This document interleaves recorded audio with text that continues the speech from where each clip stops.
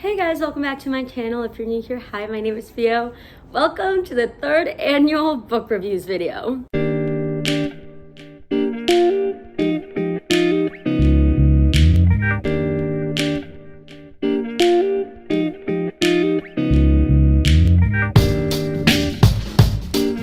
If you're new here and you don't know how I do my book reviews, is throughout the year, every time that I read 3 to 4 books, I'll sit down and I'll review them. I'll star them from a 10 and then just give a little bit of a summary of the book and a little bit of my thoughts. If you want to check out all the books that I read in 2022 and 2023, my channel does have a playlist called Book Reviews where they're all there. So go and check those out as well. I officially have a Goodreads account. I have been prolonging it for so long, but I was finally convinced. So my Goodreads and my Instagram, where I rate books and post my favorite lines from books, are linked down below. My goal for 2024 is to read 50 books. Last year in 2023, my original goal was 30, and then I surpassed it, and then I made it 50, but I only read 48. So hopefully this year I can do 50 or more. Put a little disclaimer, one of my goals for 2024 is to read more like self-help and business books, psychology books, just things like that. So I've been reading books in between my books as well, if that makes sense. Like I'm reading my books, but then I'm also reading other like self-help and stuff like that books as I read the other ones. The first book I read in 2024 is The Things We Leave Unfinished, and I rated this a 10 out of 10. Started the year off with a fantastic book. This book takes place in the past and present. The past is based in World War II, and then obviously present is present day. And it has 2 different love stories going on. The first one, the present day one, is this girl has finished her great-grandmother's book. It's based off of letters from her love story in World War II. She hires this writer and they kind of don't get along. That trope is very much enemies to lovers. Very good. And then there's a lot of plot twists that happen with them individually as well. And then the World War II story, it just like reminds me of The Notebook. If you've ever watched Pearl Harbor, it's just very sweet, very eye-opening on a lot of things, and it talks about the risks that we take for love and self-development and how, you know, we have to think about others before we think of ourselves. The plot twist at the end, I never saw it coming, and then like towards the last couple chapters I was like, wait a minute, there's no way this could be it. There's absolutely no way. 100% recommended. I also cried during that book. It was just a beautiful story. The next book I read is the second series in the Maple Hills series called Wildfire. The first one is Icebreaker. I read that last year and I loved it. I rated this book a 9.5 out of 10. I love Hannah Grace's books. They're just very lighthearted, but they also talk a lot about just things that us in society would kind of put aside. This book is based about, not from the original characters from Icebreakers, but it's a spin-off of one of the hockey players called Russ. And the original characters from the first book are also in this, but he has a one-night stand with this girl, and then they both go unknowingly to work at a summer camp, and they start developing feelings for each other, but the camp has a strict no, like, dating in the camp, no fooling around. So they kind of have to like navigate how to like be friends in a forced proximity. In Icebreaker, Nate was my favorite like boyfriend that I had read in a romance book in a really long time. Ross, he took over. This book talks a lot about childhood traumas and insecurities that you have from just things that have happened to you in your childhood. So also really recommend it. The third book that I read this year, it was actually sent to me by someone that I work with, and it's called The Business of the 21st Century. And I read it on my iPad, which is a big step for me because I hate reading on technology stuff. It just drives me insane. I rated this book a 5 out of 10.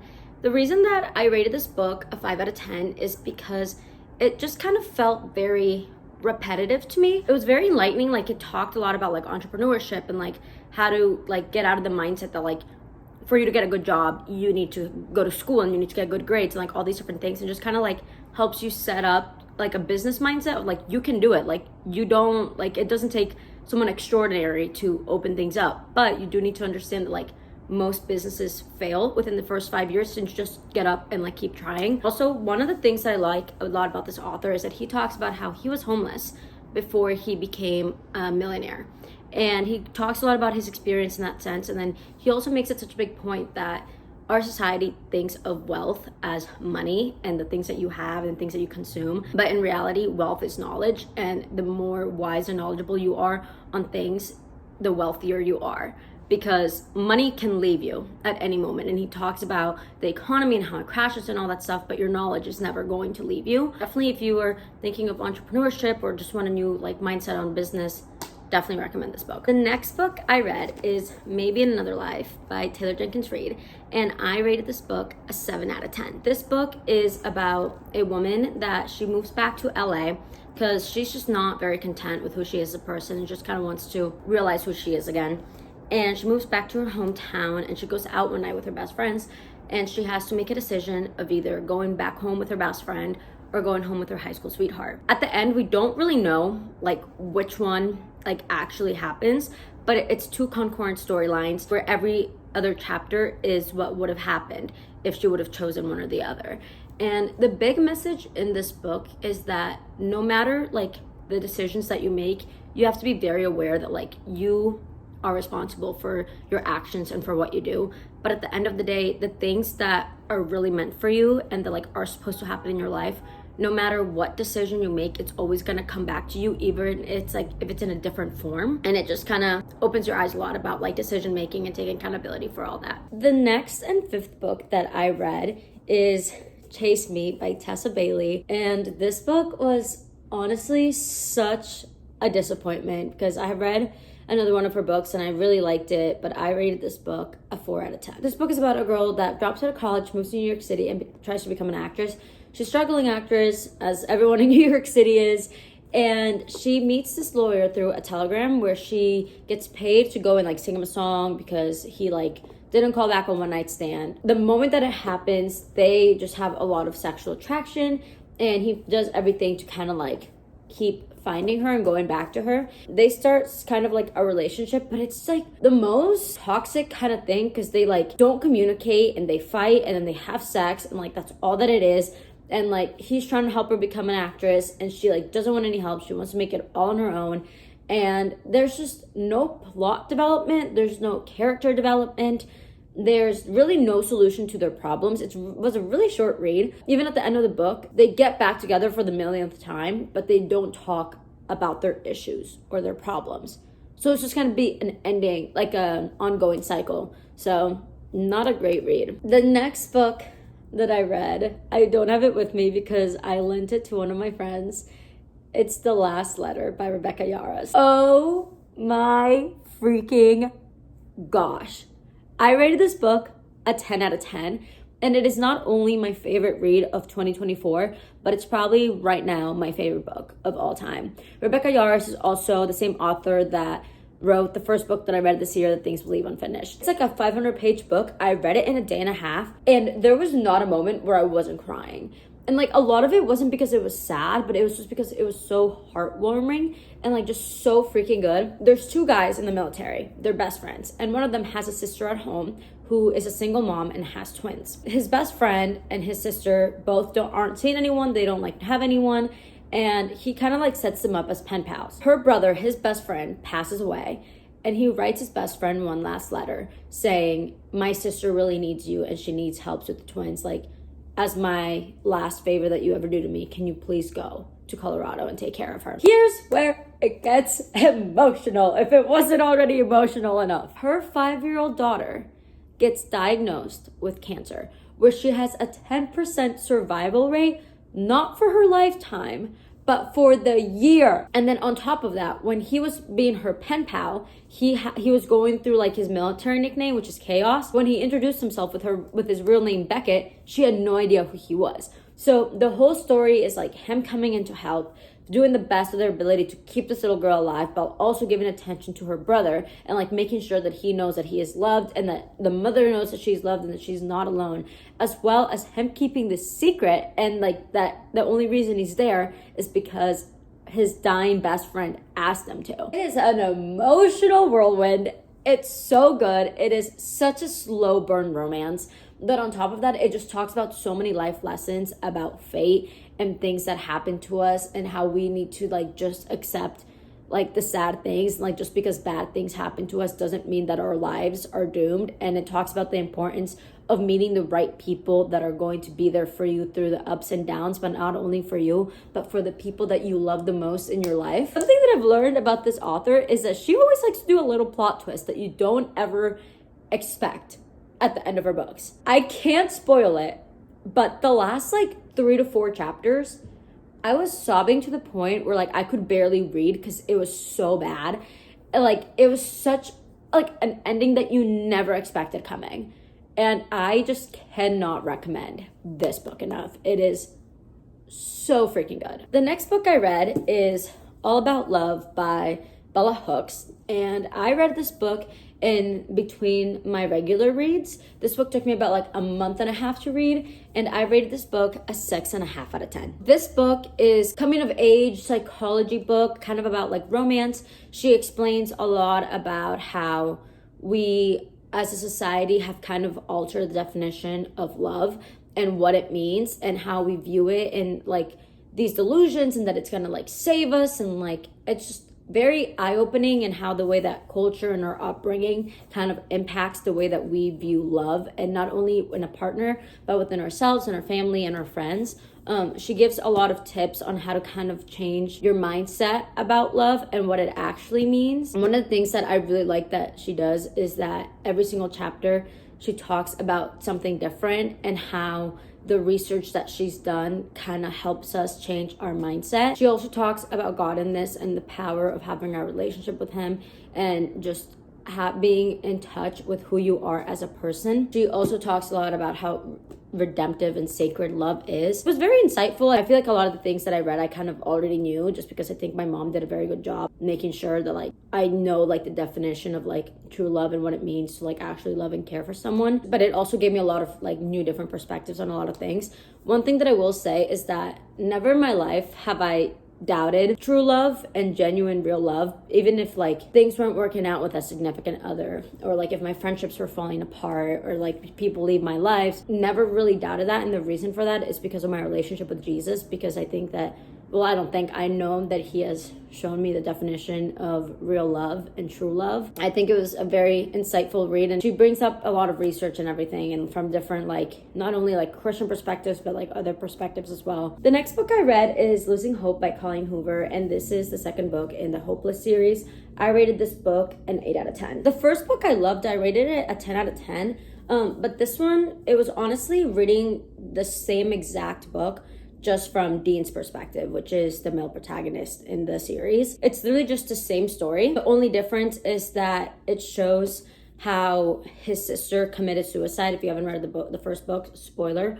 So it reveals why and how, and then how he puts together that Hope was kidnapped and she's actually Sky, and how he navigates telling her. The 10th book I read in 2024 is Rosemary, and I rated this book a 5 out of 10. This book was recommended to me by one of my friends because we went through like a deep dive of the Kennedy family and how one of their sisters was performed a lobotomy, and how people don't really talk about her. This book was so sad, and it was really, really eye-opening of just so many things. If you guys know JF Kennedy, this is his little sister, and obviously this takes place in the early to mid 1900s, and it explains that when her mother was giving birth to her, that the doctor hadn't come in with the painkillers yet. So instead of just having the baby without the painkillers, the nurse held Rosemary inside the mother's body for 2 hours, which is not humane or healthy whatsoever. And then Rosemary came, and as she was growing up, they just kind of saw that she had a lot of difficulties and challenges that someone on a day-to-day basis doesn't. They were very ashamed of her because they, at the time, it's based on a true story that happened in the early 1900s, they didn't know that she had autism and how to properly deal with it. So they kept sending her off to boarding schools, trying to fix her, all these different things. And then a doctor suggests that they perform a lobotomy on her because they were just so ashamed of her. And, you know, back then they didn't have all the proper research of how dangerous and awful lobotomies are. So they performed it against her will. And then it completely paralyzed her for the rest of her life. She was very incapable of doing day-to-day things on her own moving forward. So it was just very eye-opening, very, very sad. The reason that I rated it a 5 out of 10 is because I feel like the story could have been told better. I felt like I was reading a research paper more than an autobiography. The next book I read is All Good People Here, and this has been my favorite mystery thriller book since I read The Silent Patient last year. I rated this book a 9.5 out of 10. This book has two different timelines. It's 1994 and then present day. In 1994, a little girl was murdered. 25 years later, the same murder occurs. And the little girl's best friend from 1994 comes back into town to take care of her uncle. And she's now a journalist, and she's trying to put all the puzzle pieces together. So she's interviewing people. She's trying to see what's going on. And there's just so many accusations of who they think did it. It was a whirlwind of oh my freaking gosh, what is going on? And every single chapter ended with a page turner. I was like, okay, just one more chapter. And then something would happen. I was like, nope, gotta do one more. It was just a consistent cycle of that. The ending, oh my gosh. I think it was very obvious. Towards the end, it became more obvious on who the killer was. And you were like, okay, happy ending. And then, no. It was so stinking good. Definitely recommend it. The next book I read is If He Had Been With Me. And let me tell you guys something. This was the biggest disappointment of 2024 thus far. If you're in book talk or if you just enjoy reading, you know that this book is so hyped up. And every review that I had seen and read, they were all like, oh my freaking gosh, you're gonna sob your way through this. I rated this book a 3 out of 10. Let me explain myself. The whole plot of the book is that there's these two childhood best friends who essentially grow apart at the beginning of high school, and they have been in love with each other their whole entire lives, but in high school they both start dating different people. The whole entire book is her complaining about how she has this boyfriend that's so good to her, that she loves, who she's dates throughout freshman year of high school to senior year, but that she wishes it was her best friend, who is no longer her best friend. It's all that it was. And then she would argue, and then she'd be like, no, I love you, with her boyfriend. And I just felt like there was zero character development. There was really no plot to the story other than, oh, and now it's junior year, and I'm still dating this guy, but I'm still in love with my best friend. Why can't we just be together? Why is he dating this girl? That was literally the whole book. The chapters were so short. They were so freaking vague. And honestly, I feel like if you're in middle school, you would enjoy this book. But me, as a 22-year-old, just could not get behind it. Sorry to disappoint. I will not be reading the second book. The next book I read is How to Win Friends and Influence People. My brother and one of my close friends, Annie, recommended this book to me. I rated this book an 8 out of 10. This is one of the books that I read in between my regular reads. It's a self-help book. And this book really just teaches you how to succeed in any social and business setting, how to turn things around, and how to not constantly tear people down without realizing it. It really talks a lot about how you can phrase things differently and get the same message across without making a person feel lesser than. One of the things that offended me about this book is that if you know me, you know that I am a yapper. I love to talk 24/7. I wouldn't be me if I wasn't talking constantly. This book talks a lot about how we need to stop talking and listen. And I personally feel when it's important things, I'm a good listener to with my friends, when they're going through things, to people, when I'm getting to know them. But just in a lot of settings, I was that's a call out. That's a call out. That's a call out. I definitely think that it's a book that everyone should read. It's a pretty short book. It gives a lot of tips and self-help and all that fun stuff. The next book I read is The Fine Print. And this is also one of those books that I was anticipating because everyone had loved it.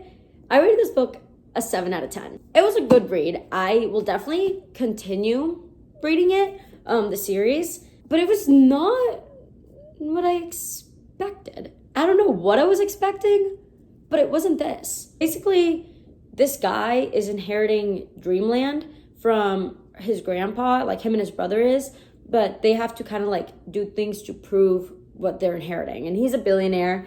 And Dreamland is, in other words, Disney World, which I thought was kind of weird. I never expected something like that. But there's a girl that's working for Dreamland and for him, and they meet, and then it's this whole enemies to lovers trope. I think one of the main points that this book makes is that you have to find the right person to help you kind of navigate through a lot of like trust issues or like personal like traumas that you might have, without judgment. I think like you have to really like I think you really have to like sit back on it to realize that. But it was a good read. Definitely not what I expected. And if you guys have watched Suits, the whole entire time, the main male protagonist, I pictured Harvey Specter. I was like, this is literally his personality to a T. On top of that, it is dual point of views. Obviously more to it than just that, because she works for him and then she quits. And then a lot of the things that he realizes by being with her is how unfair working at Dreamland is. On top of that, she knew his grandfather before he had passed away, and he didn't know that, and just like some little things come to light, and it's kind of like the invisible string theory. The 15th book I read is 9 Lives, and I rated this book a 7 out of 10. This book reminded me a lot of a book that I read last year called The Measure. This book is about 9 strangers that don't know each other whatsoever. They all receive a letter in the mail one day with all of their names, and that's it. Randomly, they all start dying.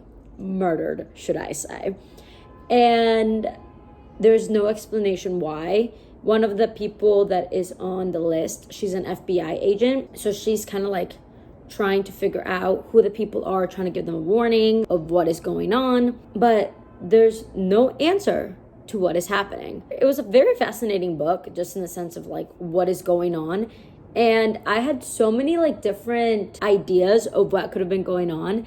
And it wasn't until like the last 2 or 3 chapters that I was like, I think this might be going on. And the ending confirmed my idea, but the reasoning behind it was mind-blowing. It was so good. I definitely think that it's a book that if you're trying to get into like the mystery thriller kind of vibe, it's a good book to start with. The next book I read is Josh and Hazel's Guide to Not Dating. Christina Lauren, they're 2 best friends who, I don't know if you guys know this, but they merge their names together and they write together. So it's not one author, it's 2. I always try to get into her books, but I feel like their audience is a little bit more younger than my age group, which is fine. I still think her books are super cute and everything, but I rated this book a 6.5 out of 10. The gist of this book is 2 people that know each other from college. They re-meet about like 10 years later, and it's one of those invisible strings theories where she is best friends with the guy's brother, and they like don't know each other, and then they re-meet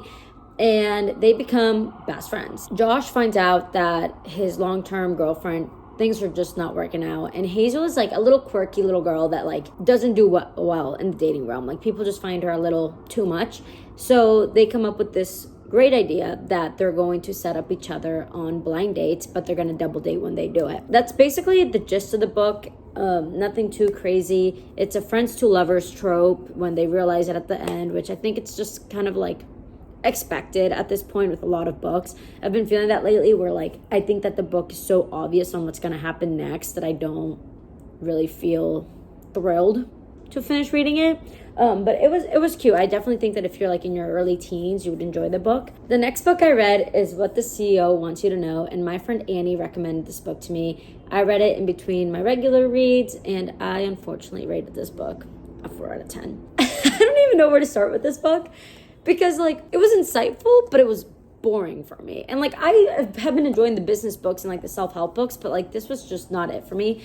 I felt like I was back in an economics and finance class back in college, because it literally talks a lot about like formulas and how to like run a successful business and like all these different things. One of the things that I did like about this book is that like it gives real life examples of different companies and how they succeeded and how they failed. But like I said, I just felt like I was back in college. I will say though, and I told Annie this, that I feel like I would have saved myself 4 years of undergrad if I'd have just read this book. But yeah, for me personally, it wasn't great, but I know on Goodreads it has great reviews, and for other people they love it, but just for me personally, it was not it. Another book that was not it for me was Surprised by Joy by C.S. Lewis. It took me about like 2 months to read because I read this book while I did my Bible and praying in the morning. So it took me like, a while. I don't know what I was expecting out of this because it does say C.S. Lewis autobiography, but then it says an accidental journey from atheism to Christianity.